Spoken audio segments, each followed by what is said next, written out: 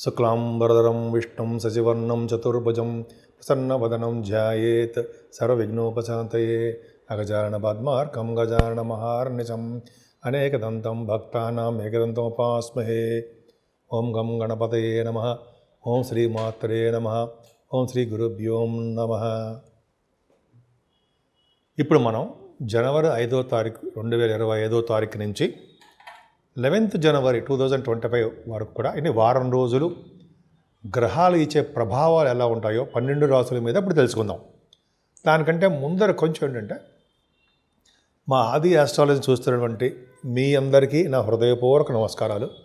అంతేకాకుండా విదేశాల్లో కూడా నివసిస్తూ నన్ను ఎంతగానో ప్రోత్సహిస్తూ నా వీడియోలు చూస్తూ నాకు ఫోన్లు చేస్తున్నటువంటి మీ అందరికీ కూడా నా హృదయపూర్వక నమస్కారాలు. పేరు పేరున నా హృదయపూర్వక నమస్కారాలు. ఇప్పుడు ఇందాక చెప్పినట్టుగానే మనం ప్రతిసారి కూడా మీకు జాతకాలు తెలుసుకోవాలనుకుంటే date of birth, time of birth, place of birth ఉండాలండి. మ్యారేజ్ సమస్యలు కానీ, విద్యా సమస్యలు కానీ, విద్యలో అయితే చిల్డ్రన్ విషయంలో కానీ ఇవన్నీ ప్రాబ్లమ్స్ ఉంటాయి. కాబట్టి ఏదైనా మీకు కావాలంటే మీకు ఫోన్ చేయండి, వాట్సాప్లో మెసేజ్ పెట్టండి, నేను చూస్తాను. ఇప్పుడు మనం జనవరి 5వ తారీఖు నుంచి 11వ తారీఖు వరకు కూడా ఎలా ఉండబోతుందో ఇప్పుడు తెలుసుకుందాం మనం. కుంభరాశి వారికి ఈ వారం కూడా బాగుందండి. ఎందుకంటే శని శుక్రులు మీ రాశిలో ఉన్నారు. 4th house lord and 9th house lord మీ రాశిలోనే ఉండడం వల్ల అదృష్టము. ఎప్పుడు కష్టపడి పనిచేస్తారు. కొద్దిగా మోకాళ్ళ నొప్పులు, కీళ్ళ నొప్పులు ఇవన్నీ ఉంటాయి. ఎందుకంటే ఏలినాటి శని ప్రభావం మీ మీద ఉంది కాబట్టి కొద్దిగా స్వామిని మనం పూజిద్దాం.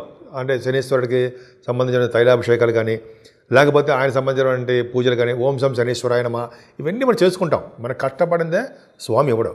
అదే అక్కడ శుక్రుడు కూడా ఉన్నాడు కాబట్టి మనకి మీకు అంటే కుంభరాశి వారికి ఈ వారం మొత్తం చాలా ఆనందంగా కష్టపడి కష్టపడి పని చేసినందుకు కూడా చక్కటి ఫలితాలు రావడం వల్ల ఆనందంగానే ఉంటారు. చంద్రరావులు ద్వితీయ భావం ఉండడం వల్ల ఫైనాన్షియల్ స్టేటస్ పెరుగుతుంది. మీకు కుటుంబంలో వృద్ధి కలుగుతుంది మీకు.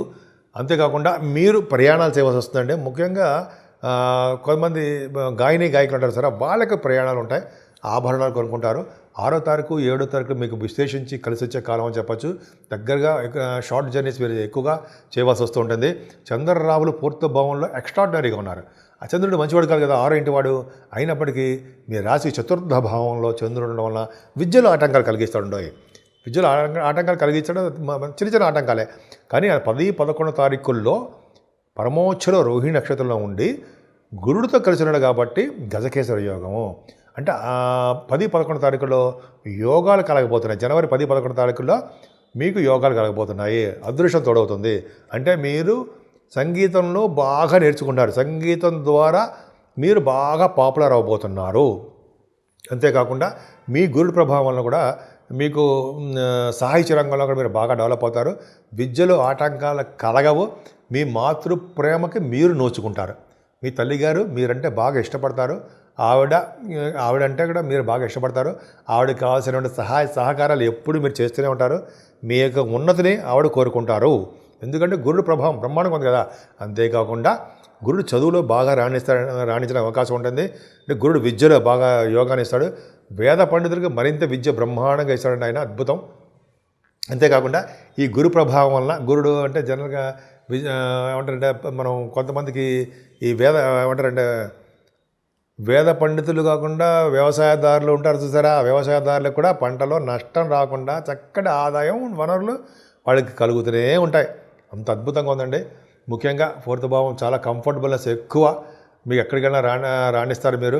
అలాగే 5వ భావాధిపతి లాభంలో ఉన్నాడు.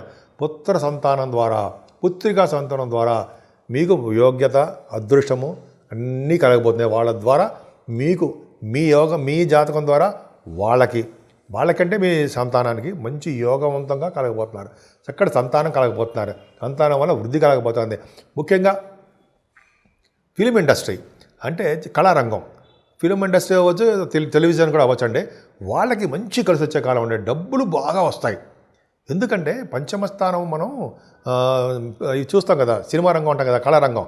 వాళ్ళకి రాష్ట్రాధిపతి బుధుడు రవితో కలిసి లాభంలో లేడా, అందుకని మీరు ఎక్కడికి వెళ్ళి ప్రోగ్రామ్స్ అంటే విదేశాలకు వెళ్ళి ప్రోగ్రామ్స్ కానీ, ఇక్కడ ప్రోగ్రామ్స్ కానీ, లేకపోతే ఇవన్నీ మీరు సంగీతం, సాహిత్యం, నృత్యం ఉంటారు కదా, వాటిలో మీరు డెవలప్ అవ్వడము, సినిమా డైరెక్టర్స్, ప్రొడ్యూసర్స్, యాక్టర్స్ అంటాం కదా, పంచమస్థానం అదృష్టం తోడవడము పర్ఫెక్ట్గా ఉంది. ఖచ్చితంగా మంచి బాగుంటుంది.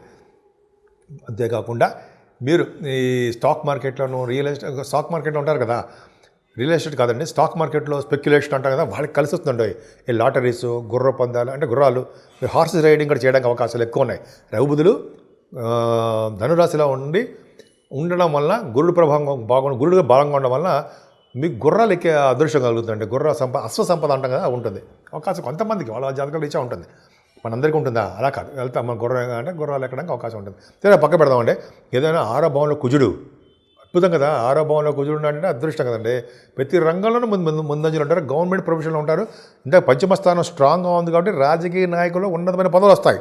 మాట నేర్పడతనం బాగుంటుంది. ఇప్పుడు కుజుడు కూడా బాగున్నాడు కాబట్టి రాజకీయ రంగంలో మీకు ఉన్నతమైన పదవులు, ఉన్నతంగా గౌరవింపడ్డము మీకు ఉన్నాయి. విదేశాలు వెళ్ళడానికి స్టాంపింగ్ జరుగుతుందండి. అక్కడ మీకు బాగుంటుంది, పరిస్థితులు అనుకూలంగా ఉంటాయి, ప్రజాదరణ ఉంటుంది. మీకు శత్రు భయం లేకుండా, రుణ భయాలు లేకుండా మీకు అన్నీ బాగుంటాయండి, కలిసి వస్తాయి. ముఖ్యంగా లా సంబంధించినటువంటి వ్యవహారాల్లో మీకు కలిసి వస్తుందండి. ఏమైనా ప్రాబ్లమ్స్ ఉంటే వాటి అన్నిటి కూడా ఫేవరబుల్గా మీకు రావడానికి కుజుడు 6వ భావంలో కుజుడు సక్సెస్ చేస్తాడు, విజయవంతం చేస్తాడు. అని ప్రాబ్లమ్స్ ఇటువంటి కేసులు ఎటువంటి ఉంటే 6వ భావంలో కుజుడు మీకు యోగాన్ని ఇస్తాడు, వాటిని అన్నింటి నుంచి బయటపడేట్టు చేస్తూ ఉంటాడు. అంతేకాకుండా కుజ ప్రభావం వల్ల రియల్ ఎస్టేట్ రంగంలో ఉన్న వాళ్ళకి చాలా అద్భుతమైన యోగం ఉంది. కేతు ప్రభావం వల్ల కొద్దిగా ఆరోగ్యం పట్ల శ్రద్ధగా ఉండండి. మీ ఆరోగ్యమే మీ మహాభాగ్యము. కాబట్టి గురు సంరక్షణలో మీ కేతు ఉన్నాడు కాబట్టి మీకు ఏం ప్రాబ్లం లేదు. తలవంతలంకి వచ్చే ధనయోగం ఉంటుంది. ఈ అష్టమ భావంగా కూడా లా సంబంధించిన వ్యవహారాలు చూస్తూ ఉంటాను కాబట్టి మీకు లా సంబంధించిన అంటే ఎటువంటి కేసులకు సంబంధించిన లా అంటే సంబంధించినవి వాటి కూడా మీకు బాగా సక్సెస్ఫుల్గా ఫేవరబుల్గా ఉండడానికి అవకాశాలు ఆ భగవంతుడు మీకు ఇచ్చాడు. సరే, మీ భాగ్యస్థానం కూడా బాగుంది కాబట్టి మీకు విద్య బాగా వస్తుందండి. 9th హౌస్ లార్డ్ రాశిలో ఉన్నాడు, మీ రాశిలో ఉన్నాడు కాబట్టి చక్కగా మంచి మంచి వస్త్రాలు, సినిమా రంగంలో బాగా అభివృద్ధి, అలాగే మీరు ఏ వ్యాపారం చేసినా వ్యాపారాభివృద్ధి, ముఖ్యంగా రియల్ ఎస్టేట్ రంగంలో వ్యాపారాభివృద్ధి ఎక్కువగా ఉంటుంది. అలాగే సాఫ్ట్వేర్ రంగ ఉద్యోగస్తులు కూడా చూడండి అద్భుతమైన ఫలితాలు ఉంటాయి. ఎలక్ట్రిసిటీ, ఎలక్ట్రానిక్స్, కమ్యూనికేషన్స్ ఈ ఉంటాయి చూసారా వ్యాపారాభివృద్ధి. ఏ వ్యాపారం చేసినా ఎలక్ట్రిసిటీ, ఏ వ్యాపారం చేసినా వ్యాపారాభివృద్ధి ఉంటుంది. ముఖ్యంగా ఉద్యోగ భద్రత మీకు బాగుందండి.